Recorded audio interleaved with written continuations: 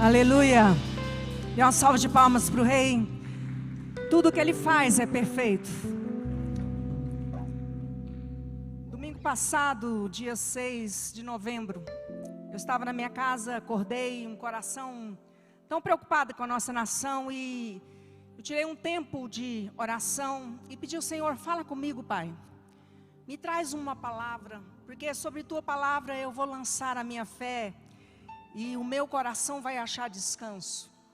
E naquela manhã Deus falou comigo de uma forma tão poderosa que eu achei descanso. E desde aquele dia, hoje é quinta-feira, todos os dias eu passo o dia praticamente todo atendendo telefones, acalmando alguns corações preocupados. E eu queria que você abrisse a sua Bíblia nessa noite, em Daniel capítulo 9. Eu quero falar sobre o tempo de restauração e o que isso envolve, o que acontece quando Deus decide resgatar uma nação e restaurar um lugar. Qual é o processo? Às vezes nós imaginamos que Deus vai por um caminho, e os caminhos do Senhor, a Bíblia diz que assim como os céus são mais altos que a terra, os caminhos do Senhor são bem mais altos do que aquilo que a gente pode imaginar. Capítulo 9 fala assim: Dario, filho de Xerxes, da linhagem dos Medos, foi constituído rei, governante sobre o reino babilônico. No primeiro ano do seu reinado, eu, Daniel, compreendi pelas escrituras, conforme a palavra do Senhor dada ao profeta Jeremias, que a desolação de Jerusalém iria durar 70 anos. Por isso me voltei para o Senhor Deus, com orações e súplicas, em jejum e em pano de saco e coberto de cinza. Fala conosco nessa noite, Senhor. Nós ansiamos ouvir a Tua voz, porque por causa da Tua palavra o mundo foi criado, tudo que existe se move baseado na Tua palavra. E acabamos de ler, e eu quero pedir que essa palavra entre no nosso coração, dividindo juntas e medulas, alma e espírito, e trazendo a Deus clareza e entendimento sobre o que Tu tens para nós enquanto nação e enquanto a povo de Deus nessa estação, em nome de Jesus, amém. Quem concorda diz amém. Daniel estava na Babilônia, e os estudiosos entendem que ele já estava com 90 anos aqui, já era um senhorzinho, já tinha passado por Nabucodonosor, por Evil-Merodach, o filho dele, Beltesazar, tinha passado algumas linhagens, e ele firme, cativo dentro da Babilônia, governando. Ele nunca perdeu o lugar dele, porque a Bíblia diz que 3 vezes ao dia ele abria a janela no sentido Jerusalém e orava a Deus. O primeiro princípio que a gente aprende aqui, para nós permanecermos firmes na Babilônia, no tempo em que nós estamos, nós precisamos ter força para buscar a Deus continuamente, olhando para as promessas que Deus tem nos dado. E a palavra diz que ele estava orando e ele teve o entendimento. Ele se remeteu lá ao profeta Jeremias, que os 70 anos de cativeiro estava acabando. Fez a conta e falou assim: deixa eu ver quanto que é o tempo que eu estou aqui. Eu cheguei aqui novo. Jeremias falou que eram 70 anos. E a palavra de Deus diz que ele teve entendimento que aquele tempo estava acabando. E a esperança entra no coração de Daniel. Os estudiosos dizem que 2 anos depois que Daniel tem essa revelação, o povo volta para Jerusalém. Porque sempre antes de acontecer um retorno e uma restauração, Deus começa a avisar os seus profetas. Sempre antes de acontecer algo poderoso, Deus começa a trazer o entendimento. Às vezes o nosso entendimento estava escurecido tanto tempo, a gente estava tão acostumado a estar num lugar de cativeiro, a estar na Babilônia, sem esperança, que o nosso entendimento cegou. E aí quando nós começamos a buscar ao Senhor, o entendimento volta. E a Bíblia diz que Daniel volta o seu rosto para Deus e ora. Nós precisamos voltar o nosso rosto para o lugar certo, meus irmãos. Para onde você está olhando agora? Com o que está acontecendo na nossa nação? Qual o lugar que os seus olhos estão fitos?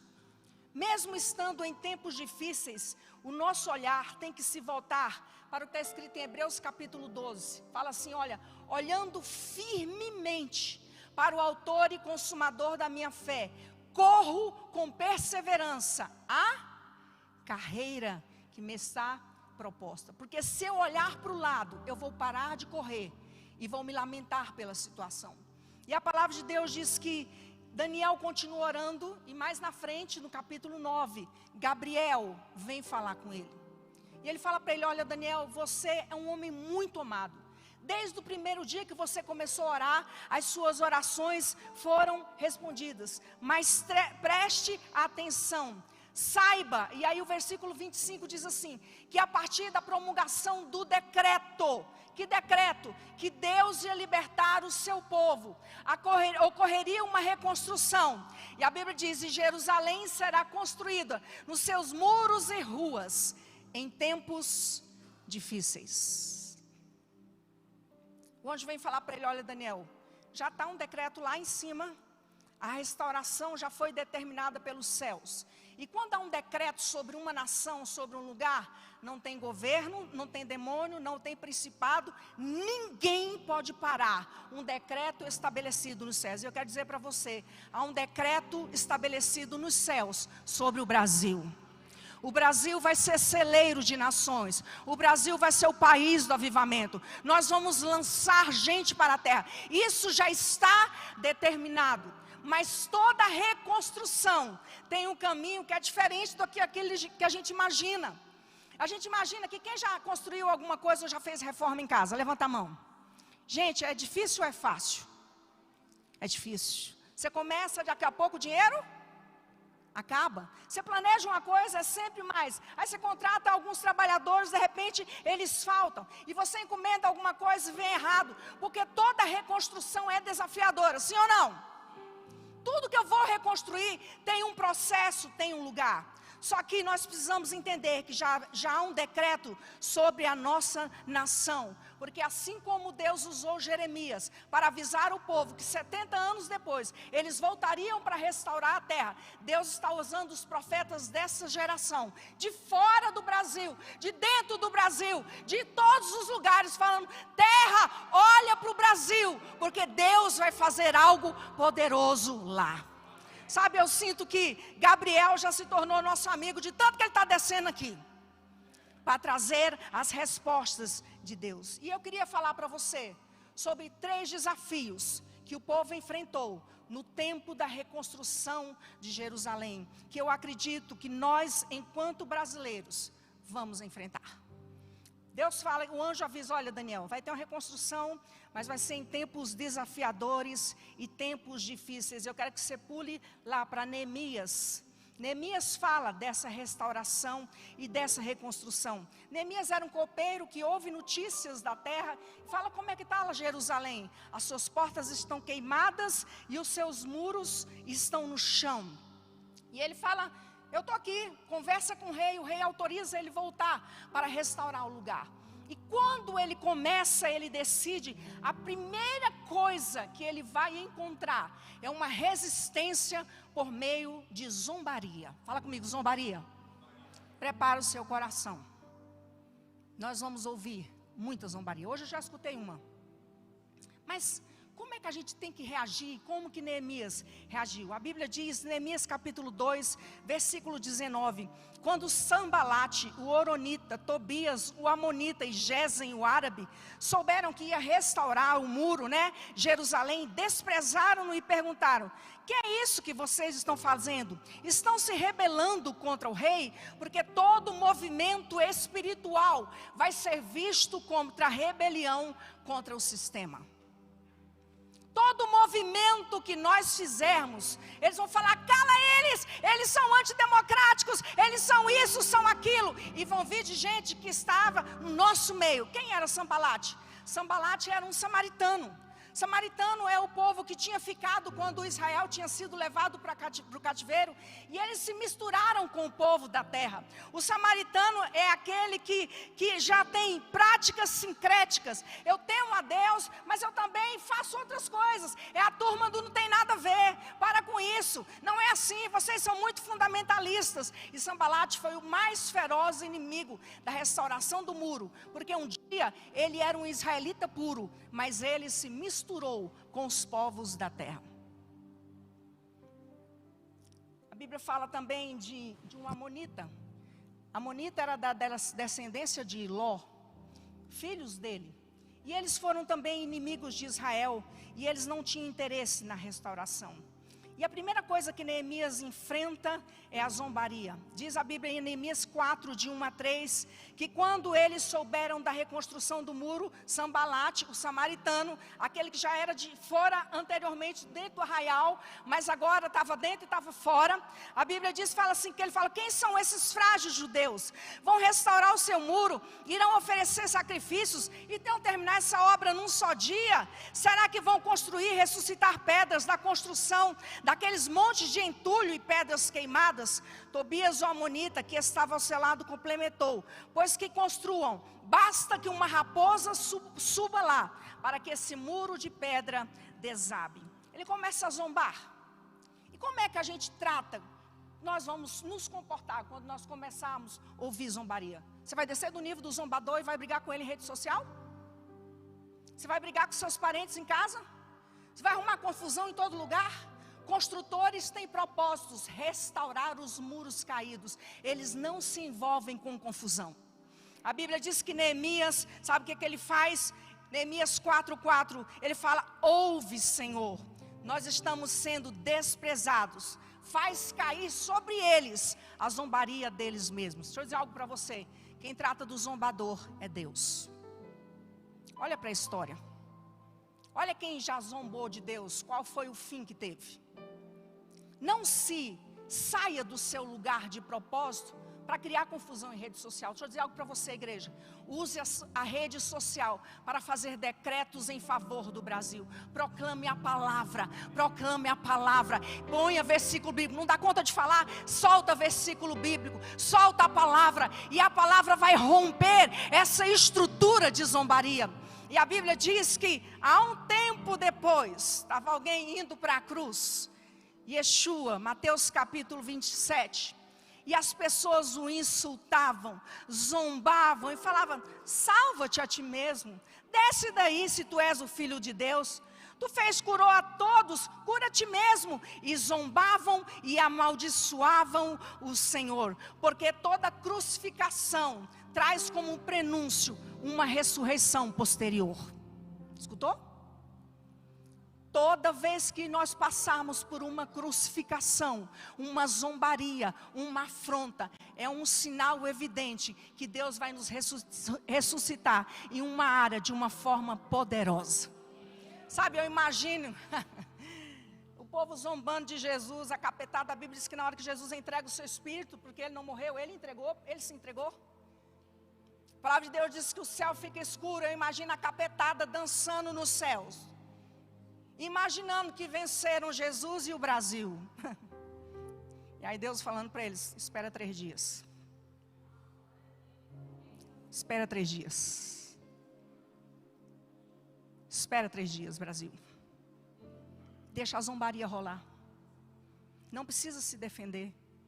Eu já vi uma moça zombando muito, rindo. Falou, imagina esses crentes chorando, enxugando as lágrimas com a bandeira do Brasil. E eu falei, pensei comigo, espera 3 dias. Deus tem um plano. Deus tem um plano, gente. Deus é muito mais inteligente que o diabo. O que é o homem?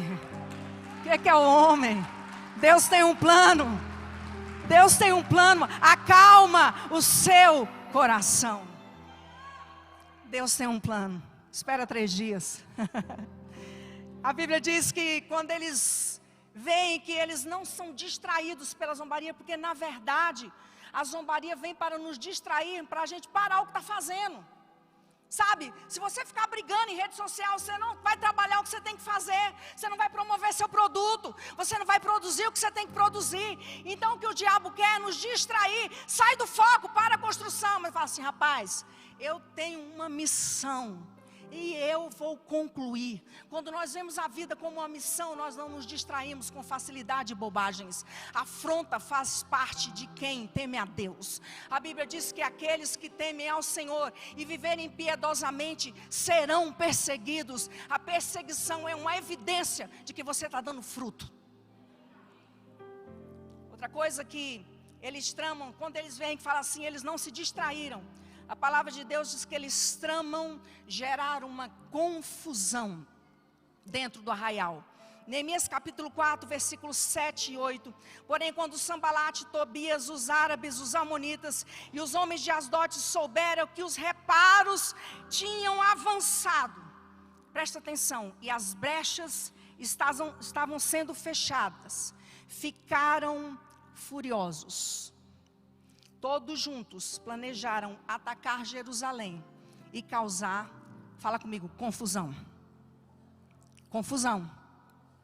Igreja, fecha as brechas.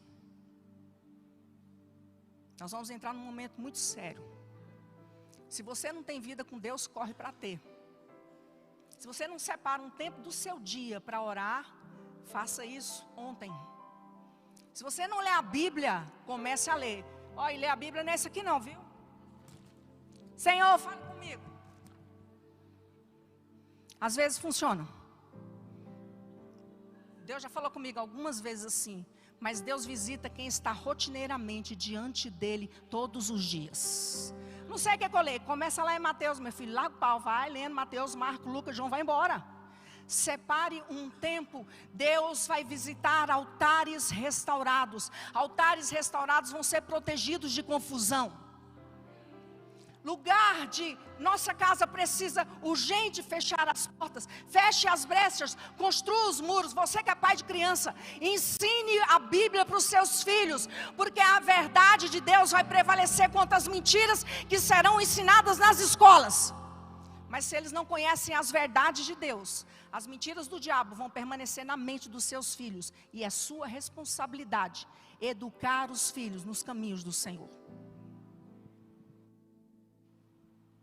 Feche as brechas. A Bíblia diz que eles fizeram um cerco. E Neemias fala, por onde eles olharam, eles sabiam que seriam atacados de todos os lados. Havia um espírito de intimidação. Nós vamos calar vocês. Nós temos tudo na mão. Mas aí, olha como que Neemias reage. Ele chama o povo, presta atenção, para orar coletivamente, porque contra-ataque violento é a coletividade que funciona.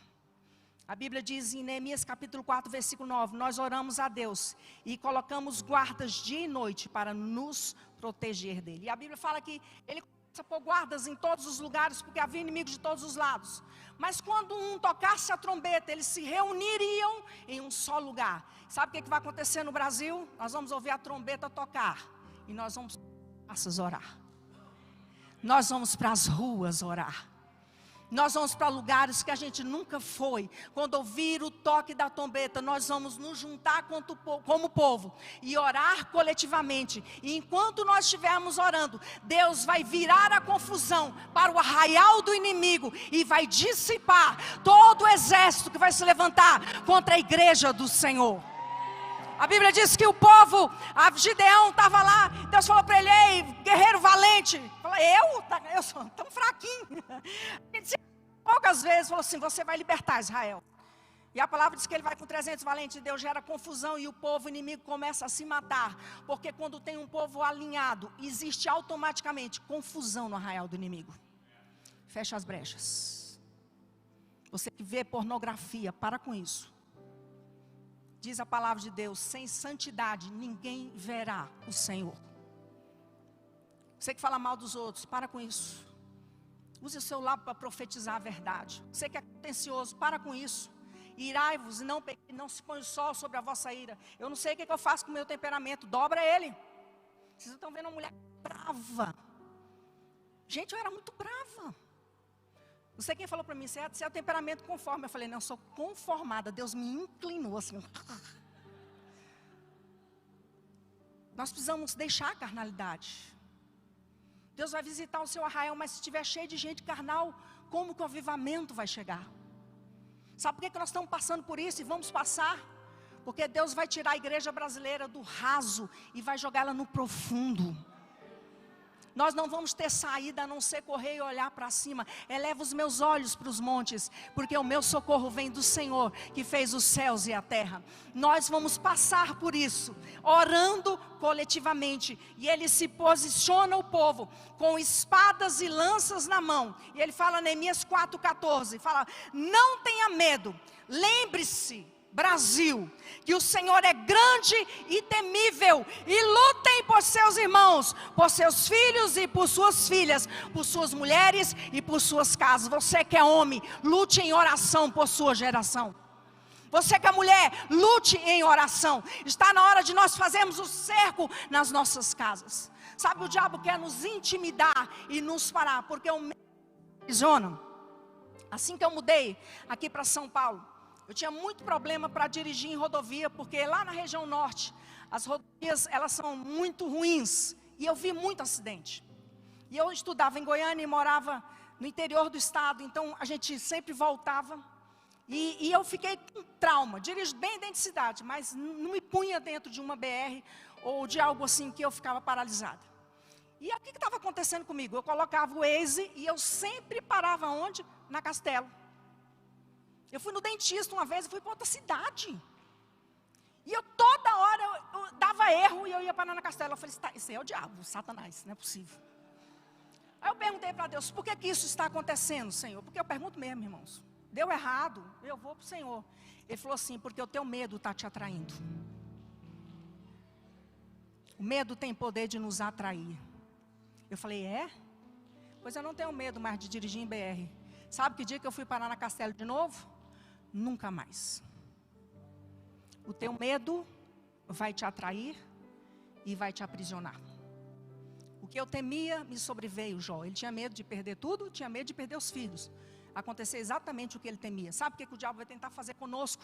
Nessa poderosa restauração que vai acontecer e já está acontecendo na nossa nação, vai tentar nos intimidar. Vocês vão dar conta, vocês são fracos, basta uma raposa para andar em cima do murinho que vocês estão construindo que vai cair. E isso vai depender, a minha reação vai depender muito de quem eu vou estar ouvindo nesse tempo. O povo ouviu Neemias, falou, olha, Deus é poderoso, nós vamos vencer. Se você estiver ouvindo aqueles que militam contra a fé, do mesmo jeito que a fé vem pelo ouvir, o medo também vem pelo ouvir. Então cuidado com o que você vai alimentar os seus ouvidos nesse tempo. Cuidado com o que você vai ouvir. Cuidado que você vai colocar dentro da sua casa. Ouça gente de fé. Leia testemunhos poderosos. Você começou a ficar com medo? Levante-se, lê a palavra, lê um salmo em voz alta. Fala assim, porque Deus não me deu o espírito de medo, mas de poder, amor e moderação. Poder que vem do alto para despedaçar a cadeia. Amor porque eu me sinto amada por Ele, e Ele vai cuidar de mim. E moderação para eu andar com sabedoria nessa estação. Isso que eu preciso para me movimentar. E ele coloca o povo posicionado. E a Bíblia diz que quando, Neemias 4,15, os nossos inimigos descobriram que sabíamos de tudo, e que Deus tinha frustrado a sua trama, todos nós voltamos para o nosso muro, cada um para o seu trabalho. E eu quero dizer que Deus vai frustrar toda a trama contra a nossa nação. Toda a trama vai ser frustrada, e eles serão cobertos de vexame e vergonha. E a Bíblia diz que a última tentativa, quando o diabo tentou colocar medo, quando tentou colocar, não deu certo, falou, rapaz, vou tirar esse povo desse lugar de qualquer jeito. E aí os profetas começam a dizer, e aí Sanbalate e Tobias falam assim, olha, eles estavam reconstruindo o muro, Neemias 6, quando eles viram que não tinha mais brecha, Deus vai levantar uma igreja brasileira que não vai ter brecha, uma igreja santa, uma igreja que vai mergulhar no profundo, uma igreja cheia de Deus, uma igreja amorosa, que não vai ficar contendendo uma com a outra. Deus vai levantar uma igreja cheia do Espírito. E aí Sanbalate falou assim, vem Neemias, vamos encontrar na planície de Ono. Mas eles estavam tramando mal, essa planície ficava a 30 quilômetros de Jerusalém. E ele falou assim, eu sei, olha a resposta de Neemias, eu estou executando um grande projeto. Eu não vou parar por nada. Eles iam matá-lo naquele lugar. Mas a gente fala assim, Neemias, vão tentar te matar. Ele falou assim, eu não vou fugir. Deixa eu dizer, sabe de quem? A sua vida e a minha está nas mãos do Senhor. Você e eu só vamos morrer no dia que Deus quiser. Ninguém vai te matar fora do tempo. Você sabia disso? Se você estiver alinhado, tá? Se você estiver alinhado, a sua vida está escondida debaixo das asas do Senhor. Para isso, nós precisamos falar assim: eu estou executando Neemias 6:3, um grande projeto, não posso descer, eu não vou parar a obra. E a Bíblia diz que quando eles viram que ele era imparável, que ele não tinha medo, meu pai falava que era imorrível, e é mesmo, está lá na eternidade, junto com o Senhor, imorrível. 52 dias depois, eles levantam o muro, colocam as portas. E sabe, a palavra de Deus diz que o povo, Neemias 6:15 e 16, quando os nossos inimigos souberam disso, souberam o que Deus vai fazer no Brasil, verem o que Deus vai fazer na nossa nação, ver a gente nas praças, nos lugares, as igrejas sendo tomadas pela glória de Deus, nós cheios do Senhor, todas as nações vizinhas ficarão aterrorizadas. E a Bíblia diz que abateu-se o orgulho sobre eles, porque perceberam que a obra havia sido executada com a ajuda do nosso Deus. A zombaria, a confusão e a perseguição não pararam Israel. A zombaria, a confusão e a perseguição não vão parar o Brasil. Aquilo que vier para nos destruir vai nos fortalecer. Salmos capítulo 85, 11 diz assim: a lealdade vai germinar da terra e a perfeita justiça descerá dos céus. A nossa parte, conserte a sua casa, conserte o seu arraial, e Deus vai trazer justiça sobre a nossa nação. E depois disso, a glória de Deus vai nos visitar. E eu queria que você ficasse em pé. Quero lembrar você uma palavra que a Stacy Campbell deu para o Brasil em 2014. Falou assim: sobre o Brasil está vindo uma reforma. O poder de Deus vai atingir os lugares mais baixos. Movimentos de justiça irão surgir por todo o mundo. A justiça vai remover governos corruptos. Uma onda de santidade vai tomar o Brasil. E um poder reformador virá. E eu quero ler só e profetizar sobre você que está aqui, igreja, e nos assistindo.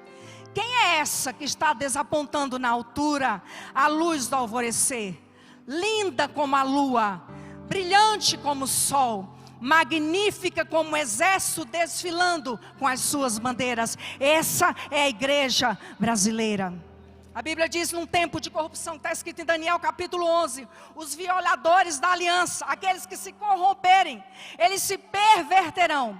Mas o povo que conhece o seu Deus se tornará forte e fará proezas. Levante a mão para os céus. Nós somos esse povo, Jesus. Nós vamos nos tornar forte e fará proezas. Nós vamos fazer proezas. Nós vamos resplandecer como a luz da manhã sobre essa nação e sobre a terra. Nós somos como o meio-dia, o sol que vai brilhar e vai iluminar todos os cantos dessa nação. Nós somos um exército alinhado, cada um no seu lugar, no seu batalhão, esperando o comando do Senhor. E declaramos que nós vamos ver o que o Senhor vai fazer na nossa nação. E no Senhor nós faremos proezas. Dê uma salva de palmas para o Senhor.